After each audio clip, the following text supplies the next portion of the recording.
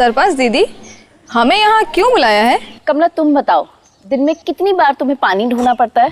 दीदी, दिन में कम से कम 2-3 बार तो ढोना ही पड़ता है। कमला, तुम्हारे जैसी गांव की सभी औरतें और सभी गांव वालों को पानी भरने के लिए घंटों खराब करने पड़ते हैं। उसी का समाधान करने के लिए हम यहाँ पर इकट्ठा हुए हैं। आप सभी को तो पता ही है, जल जीवन मिशन गांव-गांव में नल से साफ पीने का पानी ला रहा है। इस काम को अपने गांव में पूरा करना हम सभी की जिम्मेदारी है। हमें अपने गांव में भी ग्राम पेयजल स्वच्छता समिति यानी पानी समिति बनानी है। ये समिति बहुत जरूरी काम करेगी। पानी समिति पीने के पानी की योजना की प्लानिंग, योजना को लागू करने और इसके रख रखाव में पूरी जिम्मेदारी के साथ काम करेगी। समिति ये भी देखेगी कि हर घर तक नल से साफ पीने का पानी पहुंचे।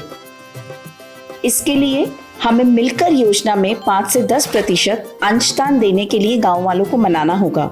पहाड़ी और जंगली इलाकों, पूर्वोत्तर और हिमालयी राज्यों तथा 50% से ज्यादा SC/ST आबादी वाले गांव को पानी समिति के लिए 5% अंशदान देना होगा, जबकि बाकी गांव के लिए जन भागीदारी का हिस्सा परियोजना की लागत का 10% होगा। रकम जमा करने का काम समिति का होगा। समिति को ही बैंक में खाता खोलकर पैसों का सही तरीके से हिसाब और ग्राम सभा में रजिस्टर के खर्चों का रिकॉर्ड रखना होगा। पीने के पानी की योजना के रखरखाव, नए कनेक्शन देने और पाइपलाइन को ठीक करने, पंप ऑपरेटर, प्लम्बर नियुक्त करने जैसे काम भी समिति को ही करने होंगे। अरे सरपंच दीदी, पानी समिति का काम तो बहुत जिम्मेदारी वाला है। इसके लिए तो कई लोग चाहिए। क्या हमें भी इस समिति में जगह मिलेगी?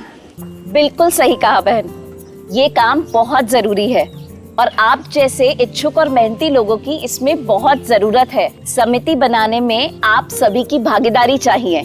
पानी समिति में 10 से 15 सदस्य होंगे और उनमें से एक अध्यक्ष चुना जाएगा। समिति के 25% सदस्य पंचायत के लोग होंगे। इस समिति में महिलाओं को खास जगह दी गई है, इसलिए समिति में 50% महिलाओं का होना जरूरी है।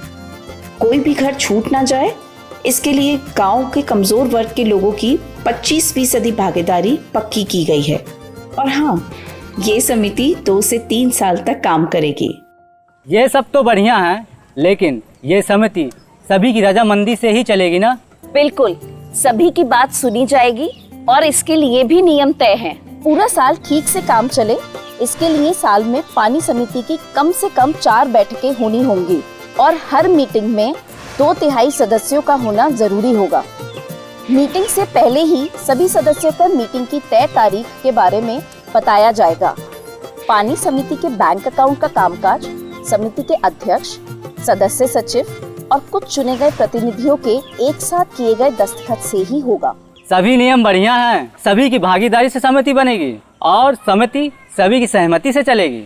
बिल्कुल भाई, हर घर जल योजना हमारे गांव के लिए है, तो गांव के सभी लोगों को मिलकर फैसले और काम करना चाहिए। क्यों, है ना? हम सभी मिलकर काम करेंगे और हर घर में होगा नल से जल।